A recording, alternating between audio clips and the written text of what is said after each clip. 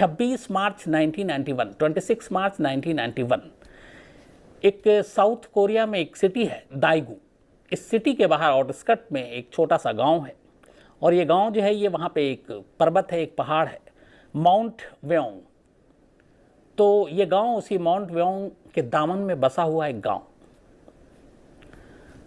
सब लोग वहाँ पे हंसी खुशी सब रह रहे थे। बात 91 की है और साउथ कोरिया में तब डेमोक्रेसी को लेकर एक तरह से एक मुहिम चल रही थी और करीब 30 साल के बाद 1991 में साउथ कोरिया में लोकल लेवल पर इलेक्शन होने जा रहे थे और उस इलेक्शन के लिए लोगों में बड़ा जोश था कि चलो हम डेमोक्रेसी की तरफ जा रहे हैं, लोकतंत्र की तरफ जा रहे हैं, अपने चुने हुए नुमाइंदे होंगे। तो करीब 30 साल के बाद साउथ कोरिया में इस तरह से चुनाव होने जा रहा था और ये उसी वक्त की घटना है। इसी दाएगू सिटी के बाहर माउंट वेओंग पहाड़ी के दामन के नीचे एक गांव के 5 बच्चे जिनकी उम्र 13 से लेकर 10 साल तक की थी। हालांकि इनके नाम भी हैं जो योन, किम योंग, पार्क चैन इन, किम जोंग सिक, इसके अलावा नीक। तो ये सारे नाम हैं जो 5 बच्चे थे और ये पांचों बड़े गहरे दोस्त। अच्छा, इनमें से 3 बच्चे तो ऐसे थे जो अपने माँ बाप के इकलौते बेटे थे और ये पांचों हमेशा साथ रहते, साथ खेलते कूदते और एक ताइक्वांडो का इन्होंने क्लास भी ज्वाइन कर रखा था, वो भी साथ करते। और इन 5 बच्चों की वजह से इनके 5 परिवार के बीच में भी बड़ी गहरी दोस्ती थी क्योंकि सबको पता था ये 5 दोस्त जो हैं ये एक दूसरे के बिना रह नहीं सकते। तो उनकी दोस्ती को देखते हुए पूरे गांव में भी इनकी मिसाल दी जाती थी और परिवार भी इन बच्चों की वजह से करीब आ गया था। 26 मार्च 1991 को चुनाव की वजह से पूरे साउथ कोरिया में हॉलीडे था, छुट्टी थी और सब कुछ बंद था। सुबह 9 बजे के करीब ये पांचों बच्चे घर से निकलते हैं। इनमें से 1-2 बच्चे के माँ बाप पूछते भी हैं कहाँ जा रहे हो, कहता है कि बस खेलने जा रहा हूँ, अभी लौट कर आते हैं। इनमें से एक बच्चा लौट के भी आता है, फिर अपनी जैकेट साथ ले जाता है और चला जाता है। 9 बजे सुबह गए ये लोग, दोपहर के 1 बज गए। 1 बजे एक कोचिंग एकेडमी का एक शख्स इन 5 बच्चों में से एक के घर पहुंचता है और कहता है कि आज पांचों ताइक्वांडो की क्लास के लिए नहीं आए। स्कूल उस दिन बंद था, सारी चीज़ें बंद थी, लेकिन ताइक्वांडो की क्लास थी। अब पहली बार पेरेंट्स को लगता है कि 9 बजे के गए हुए हैं और 1 बज गया और ये ताइक्वांडो की क्लास में भी नहीं गए, कहाँ गए होंगे। अब वो पूछताछ करते हैं, बाकी अब 5 बच्चों के घर तक खबर पहुँच जाती है। वो उसके बाकी जानने वाले दोस्तों से पूछताछ करते हैं तो किसी को कुछ पता ही नहीं। फिर थोड़ी देर के बाद एक लड़का उनमें से बताता है कि उसने उन 5 बच्चों को इसी माउंट वेओंग की तरफ जाते हुए देखा, मतलब उस पहाड़ी की तरफ। और उसने फिर ये भी बताया कि उनके जाने के कुछ देर के बाद उसने एक गन शॉट की आवाज़ सुनी, एक गोली चलने की, और चीखने की भी आवाज़ सुनी। अब जब ये सुना तो 5 बच्चे के घर वाले घबरा गए कि ये क्या है। खैर इसके बाद मामला पुलिस तक गया, लेकिन उस दिन चुनाव, पुलिस ने भी ज़्यादा ध्यान नहीं दिया। पहला दिन गुजर गया, दूसरा दिन गुजर गया, अब 2 दिन बीत गए, बच्चे मिल नहीं रहे। अब इसके बाद खैर किसी मीडिया की नज़र पड़ी, फिर वो आए कि एक गांव के 5 बच्चे एक साथ गायब हैं, अजीब है, पता नहीं क्या हुआ। तो पहले लोकल शहर में खबर छपती है, उस खबर को फिर बड़े शहरों में उठाया जाता है। तीसरे दिन तक ये सियोल पहुंच जाता है, फिर साउथ कोरिया के हर शहर में ये खबर। और इसके बाद अब 5 बच्चे एक साथ गायब, ये वहाँ की हेडलाइन बन जाती है। अब जब ये खबर हेडलाइन बनती है तो इसके बाद अब सरकार भी थोड़ी हरकत में आती है और कहती है कि इन बच्चों को ढूंढना चाहिए। अच्छा, 5 बच्चे, तमाम लोगों की हमदर्दी, संवेदनाएं, सबके जज्बात उन बच्चों के साथ, उनके माँ बाप के साथ, क्योंकि छोटे छोटे बच्चे, 13 से लेकर 10 साल के बच्चे और एक साथ गायब, कहाँ गए कुछ पता नहीं, कई दिन बीत गए, तो कुछ समझ में नहीं आ रहा था। अच्छा, ये जो पहाड़ी थी, जो जहाँ पे, इस पहाड़ी में एक तरफ आर्मी का वहाँ कैंप था, बेस, जहाँ पे शूटिंग वूटिंग होती थी, प्रैक्टिस करते थे। एक तरफ नदी थी और बाकी खेत खलियान थे। तो बच्चों की गुमशुदगी को लेकर, और एक गवाह ने ये बताया कि उनके गुम जाने के कुछ देर के बाद उसने गन शॉट की आवाज़ सुनी, चीख की आवाज़ सुनी। तो अब ये था कि क्या वहाँ पे जो आर्मी के लोग हैं वो प्रैक्टिस कर रहे थे और किसी बच्चे को गोली तो नहीं लग गई और इस वजह से वो बच्चे गायब हो गए। ये बात उठी, लेकिन बात मिलिट्री की थी, ज़्यादा किसी मीडिया ने भी नहीं उठाया, बात आई गई हो गई। अब दिन बीतता जा रहा, बच्चे नहीं मिल रहे, लोगों के अंदर भी अब गुस्सा आ रहा है और पूरे देश में ये खबर लगातार सुर्खियों में। इसी के बाद लोगों की भावनाओं को देखते हुए तब जो साउथ कोरिया के प्रेसिडेंट थे रो ताई ऊ, उन्होंने ऑर्डर दिया पुलिस को कि भी किसी भी कीमत पर इन बच्चों को ढूंढा जाए। पूरे साउथ कोरिया में इन बच्चों की अब तलाश शुरू हुई, क्योंकि देश के प्रेसिडेंट ने कहा, कहते हैं करीब 3 लाख पुलिस वालों को पूरे साउथ कोरिया में अलग अलग झोंका गया इन बच्चों की तलाश के लिए। पुलिस की टीम लगी रही, तमाम नदी नाले, पहाड़, खेत, शहर, स्कूल, रेलवे स्टेशन, बस अड्डा, हाईवे, मतलब हर जगह छानबीन की गई कि शायद कहीं बच्चा मिले।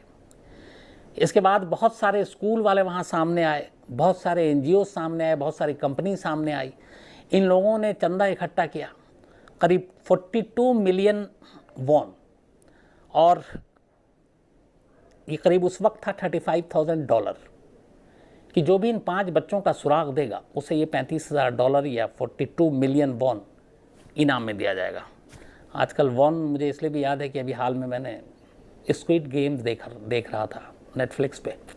हालांकि बहुत ही वायलेंट है, खून खराबा है, लेकिन कहानी बहुत अच्छी थी, तो आप लोगों को मौका मिले तो देखिए। तो ये भी इनाम रखा, लेकिन कोई फ़ायदा नहीं। इस दौरान में इन बच्चों के माँ बाप धीरे धीरे, चूँकि पुलिस भी लगी हुई है, सब कुछ है, मिल नहीं रहा, लेकिन माँ बाप को शिकायत थी कि पुलिस अपना काम ठीक से नहीं कर रही है। इधर जब वक्त बीतना शुरू हुआ तो मीडिया ने भी इस खबर से अपने आप को दूर करना शुरू कर दिया। करीब साल बीत गए, 2 साल बीत गए, कब तक वो लगे रहते, वो भी हट गए दूसरी खबरों पे। अब ना खबरों में ये मिसिंग बच्चों की खबर आ रही है, पुलिस भी ढीली हो गई, वक्त बीतता गया, 5 बच्चों का सुराग नहीं मिला। अब 5 बच्चों के माँ बाप ने खुद फैसला किया, ख़ासतौर पर उनके बाप ने, कि वो अपनी नौकरी छोड़ेंगे और वो खुद पूरे साउथ कोरिया में अपने बच्चों को ढूंढेंगे। इन्होंने नौकरी छोड़ी, अपने जो भी कीमती सामान थे बेचे, एक छोटा एक लॉरी कहें या मिनी बस टाइप कहें, वो इन्होंने ख़रीदा 5 बाकायदा, उसके ऊपर 5 बच्चों की तस्वीर लगाई, लोगों से मदद मांगी उस पर जो लिखा कोरियन में, और उसको लेके पूरे साउथ कोरिया में घूमना शुरू कर दिया। नौकरी वोकरी छोड़कर इनका ये था कि इनकी ज़िंदगी, इनके बच्चे थे, और इनमें से 3 बाप ऐसे थे जिनका वो इकलौता बेटा था। तो वो पूरे साउथ कोरिया में घूमने लगे बस लेकर, बच्चों की तस्वीरों के साथ पम्फलेट्स बांटने लगे, सारी चीज़ें, लेकिन कोई सुराग नहीं। वक्त बीतता गया, बच्चों का कोई सुराग मिला नहीं। इस दौरान में 2006 आ गया, और साउथ कोरिया का एक कानून है कि किसी जुर्म के लिए अगर 15 साल तक चार्जशीट दाखिल ना हो, केस सॉल्व ना हो, तो फिर वो केस ख़त्म माना जाता है, और उसके बाद अगर कोई पकड़ा भी जाए तो उसको सज़ा नहीं मिलेगी। तो 2006 में जो स्टैचू ऑफ लिमिटेशन था वो भी ख़त्म हो गया, मतलब 15 साल बीत गए थे और बच्चों का सुराग नहीं मिला, तो कहा गया कि अब इसको छोड़ दिया जाए। तो ये 2006 में हुआ। खैर, इधर बच्चे मिल नहीं रहे, ढूंढा जा रहा है। इस दौरान में उससे पहले 26 सितंबर 2002, मतलब करीब 9 और 2 11 साल हो गए थे। 11 सालों में कहीं कोई सुराग नहीं मिला। लेकिन इस 2002 से पहले एक रोज़ अचानक ये होता है कि एक साइकेट्रिस्ट था वहाँ का, साउथ कोरिया का, वो ये कहता है कि जो पूरा पैटर्न है बच्चों के गायब होने का और उनकी गुमशुदगी का, और उसके बाद जो रिपोर्ट लिखाने का, वो टाइम गैप को देखते हुए कहता, उसके हिसाब से उसे लगता है कि बच्चों के गायब होने के पीछे इन्हीं 5 बच्चों के किसी फैमिली मेम्बर का हाथ है, और ख़ासतौर पर उनके बाप का ही। अब ये बात बड़ी अजीब लगती है, लेकिन अब मीडिया इसको उठा देती है एक गड़े मुर्दे को फिर से, और कहती है कि शायद बाप ने ही अपने बच्चों को गायब किया, और इनमें से कोई बाप इन 5 बच्चों को गायब, न सिर्फ गायब करने बल्कि उनका कत्ल करने का जिम्मेदार हो सकता है। इन 5 बच्चों को मार दिया गया क्योंकि कहीं मिल नहीं रहे। अब जब ये बात हुई, और वो एक तरह का अपने आप को एक्सपर्ट उस ज़माने में 90 की बात बता रहा हूँ, तो उसने कुछ बताया कि ये इन्हीं का काम है, और जितना वक्त उसने सारी पूरी रिसर्च की कि बच्चे की गुमशुदगी के करीब 9 घंटे के बाद इन्होंने पुलिस में रिपोर्ट लिखाई। उससे पहले 9 बजे बच्चे निकले, 1 बजे ताइक्वांडो का वो आया, इस दौरान में 3-4 घंटे थे, 3-4 घंटे में ज़्यादा मौका नहीं मिलता। तो उसका ये है कि बच्चों को न सिर्फ मारा बल्कि लाश को कहीं दफना दिया, और दफनाने के लिए उनके पास बहुत ज़्यादा टाइम नहीं था। जो कुछ भी किया वो 2 से 3 घंटे के अंदर में किया। दिन का वक्त था, लाश लेकर 5 बच्चों के बाहर जाते, पकड़े जाते। तो उसने ये भी अपना कंक्लूज़न दिया कि बच्चों को मारने के बाद इन्हीं 5 में से किसी के घर में दफना दिया गया। अब उसकी इस पे मजबूरन पुलिस के ऊपर भी दबाव पड़ा। अब लोगों को भी लगने लगा कि इनमें से ही कोई कातिल है। इनमें से एक जिसके ऊपर उसने सबसे ज़्यादा डाउट जताया, बाकायदा उसके घर में पुलिस पहुंची, उसके घर की खुदाई की गई। वो सारी उस वक्त की फॉरेंसिक की तस्वीरें हैं जो अखबारों में भी आई, मीडिया भी थी। लेकिन पूरे घर को तहस नहस कर दिया, पूरे घर की खुदाई कर डाली, कोई सुराग नहीं मिला। इसके बाद बड़ी थूथू भी हुई पुलिस की, और ये जो बच्चों के बाप थे इनके अंदर का गुस्सा भी फिर जागा। खैर, इसके बाद ही वक्त बीतता गया, कोई फ़ायदा नहीं, बच्चे मिले नहीं। 26 सितंबर 2002, 26 सितंबर 2002, बच्चों की गुमशुदगी के 11 साल के बाद इसी पहाड़ी माउंट व्योंग मुसाफिर गुजर रहे थे, और उनको भी पता था इन बच्चों की, कोई साउथ कोरिया में हर एक को पता था इन बच्चों की गुमशुदगी की। तो उसने देखा कि एक जगह पे कुछ बच्चों के जूते और कपड़े पड़े हुए हैं, और देख के लग रहा था कि बहुत पुराने हैं। और ये वो जगह थी जो इन 5 बच्चों के घर से, जो दाइगू सिटी के बाहर में जहाँ ये गांव में रहते थे, उस घर से मुश्किल से 2 किलोमीटर की दूरी पर। अब उसने देखा तो उसने लोकल पुलिस को बताया कि यहाँ पे मैंने कुछ कपड़े देखे और मैं उस कहानी को भी जानता हूँ, तो आप पता करें कि ये उन बच्चों के तो नहीं है। पुलिस की टीम पहुँची, उसने देखा जूते और कपड़े कुछ पड़े हुए हैं। फिर वहाँ आसपास में खुदाई की गई। जब खुदाई की गई जहाँ जहाँ कपड़े पड़े हुए थे उस एरिया को, तो उसके अंदर से कंकाल मिलते हैं। उन तमाम चीज़ों को इकट्ठा किया गया। फॉरेंसिक नया वहाँ पे भी शुरू हो चुका था। फॉरेंसिक जांच हुई तो पता चला कि ये सारे कंकाल हड्डियाँ जो हैं वो 9 से 12 साल के बच्चों के, 9 से 13 साल के, और ये सारी जो चीज़ें मिली वो कुल मिलाकर जोड़कर 5 ही बच्चे बन रहे थे। अब जब ये खुलासा सामने आया तो पूरे साउथ कोरिया में फिर से ये खबर सुर्खियों में, 2002 में, गुमशुदगी के 11 साल बाद। 11 साल के बाद अब इन 5 बच्चों की लाश की शक्ल में कंकाल सामने। पुलिस अब इन्वेस्टिगेशन करती है, और इधर घर वालों की उम्मीद अब टूट चुकी थी, क्योंकि जैसे ये पता चला कि हाँ ये 5 जो मिली हैं कंकाल ये बच्चों की है और 5 ही हैं, तो उन्हें लग गया कि उन्हीं के बच्चे हैं।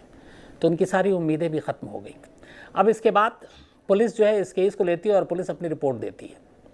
पुलिस कहती है कि ये जो इलाका है पहाड़ी इलाका, यहाँ पे तापमान ज़्यादा था और बादल गरज रहे थे, तूफ़ान था, अचानक तेज़ हवाएं चली और उसकी वजह से दम घुटने से इन बच्चों की मौत हो गई, और फिर स्नो, बर्फ़, ये सारी चीज़ें आई और उसमें ये दब गए।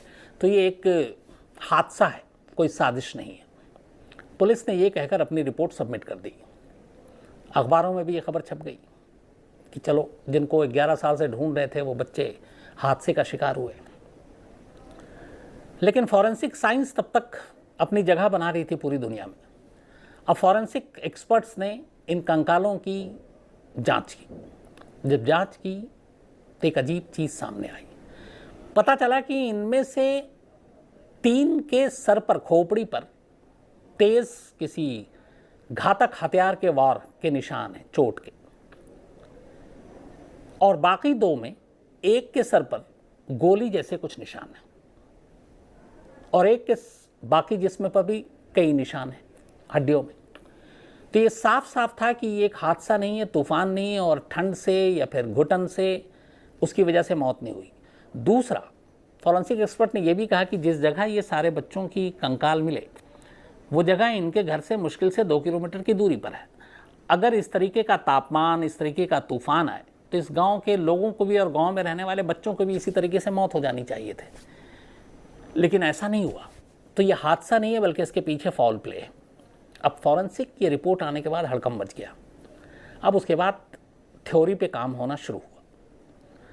कम से कम 500 तरीकों से इस केस की जांच की गई। उसके बाद 2002 के बाद पुलिस की बड़ी फजीहत हुई जो उसने शुरुआती रिपोर्ट दी। फॉरेंसिक की रिपोर्ट ने उनकी पूरी थ्योरी को ही पलट के रख दी। अब ये था कि इसमें कुछ गड़बड़ है। पुलिस ने फिर से जांच की, 500 तरीकों से करीब अलग अलग क्लूज मिले, सारी चीज़ें हुई, लेकिन उसके बावजूद आज 2021 है। इन 5 बच्चों के साथ सही में क्या हुआ, पूरी साउथ कोरिया के लोगों को इसका जवाब नहीं मिला है। एक जगह पर आकर हर बार ये जांच रुक गई, और वो क्या थी, और शायद बहुत से लोगों का मानना है कि वही सच है। वो ये कि इस पहाड़ी माउंट व्योंग, मैंने कहा आपको कि उसके लेफ्ट साइड में एक आर्मी कैंप बेस, राइट में एक नदी है और बाकी खुला इलाका है, पहाड़ी का दामन है। तो यहाँ पे अमूमन जो मिलिट्री के लोग हैं वो ट्रेनिंग लेते हैं, उसमें फायरिंग भी होती है। तो जो आखिरी रिपोर्ट आई है, जिसको बाद में तफ्तीश इसलिए नहीं की गई क्योंकि मिलिट्री के लोगों से इंट्रोगेशन ही नहीं किया गया, पूछताछ नहीं की गई, वो रिपोर्ट ये थी। और जो वहाँ की कहानी आ रही है वो ये है, कुछ मीडिया हाउसेस ने छापे भी वहाँ, कि 5 बच्चे उस दिन अपने घर से निकले 26 मार्च 1991 को, छुट्टी का दिन था। ये लोग पहाड़ की तरफ गए थे मेंढक पकड़ने के लिए, फ्रॉग। और इसीलिए पूरे साउथ कोरिया में इन 5 बच्चों को फ्रॉग बॉयज़ के नाम से जाना जाता है, क्योंकि मीडिया ने ये उनको नाम दिया था। तो ये 5 बच्चे फ्रॉग पकड़ने के लिए गए थे, मेंढक पकड़ने के लिए। और जब वो वहाँ गए तो इस दौरान में उधर मिलिट्री की ट्रेनिंग चल रही थी। कोई एक अफसर अपना निशाना साध रहा था, और इसी दौरान ये बच्चे उसी शूटिंग रेंज के करीब पहुँच गए, और शूटिंग रेंज के करीब पहुँचे और उसी वक्त उसने निशाना लिया। गलती से गोली एक बच्चे के सर में लग गई। अब जब गोली लगी तो वो चीखा। जो एक विटनेस था जिसने कहा था कि एक गन शॉट और एक चीख की आवाज़ सुनाई थी, वो इसी से जुड़ी हुई है।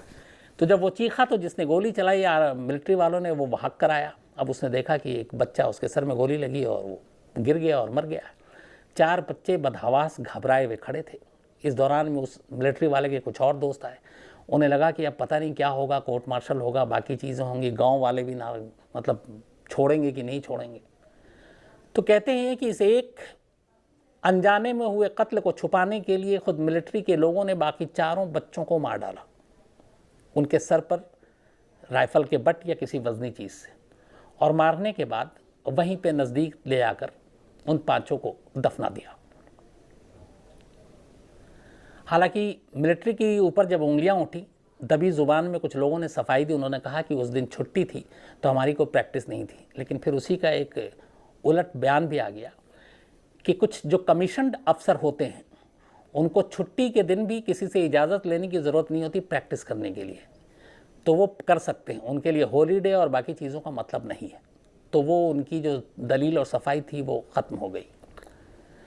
तो आखिरी जो बात सामने आती है वो यही है कि इन 5 बच्चों की गुमशुदगी के पीछे दरअसल वही एक शूटिंग रेंज में एक निशाना और गलती से एक बच्चे के सर में लगना, और फिर उस जुर्म को छुपाने के लिए खुद मिलिट्री ने बाकी 4 बच्चों को मारकर दफना दिया, जिनकी लाश 11 साल बाद एक कंकाल की शक्ल में मिलती है। लेकिन ये चीज़ें कभी जांच में नहीं आई। इसके बाद दिन बीतता रहा। 2015 में फिर से ये मामला उठा। इसलिए उठा कि जो स्टैचू ऑफ लिमिटेशन था, यानी कि 15 साल के बाद किसी जुर्म की तफ्तीश में कोई नया मोड़ आ जाए तो फिर सज़ा नहीं मिलेगी, उस पर यह कहा गया कि ये 5 बच्चे हैं। जवाब आज तक नहीं मिला है कि इनका क्या हुआ, इनकी मौत की असली वजह क्या है। तो वहाँ की सरकार को कहा गया कि आप इस स्टैचू ऑफ लिमिटेशन को बढ़ाइए ताकि इंसाफ हो सके। 2015 में इसको फिर से लिफ्ट कर लिया गया।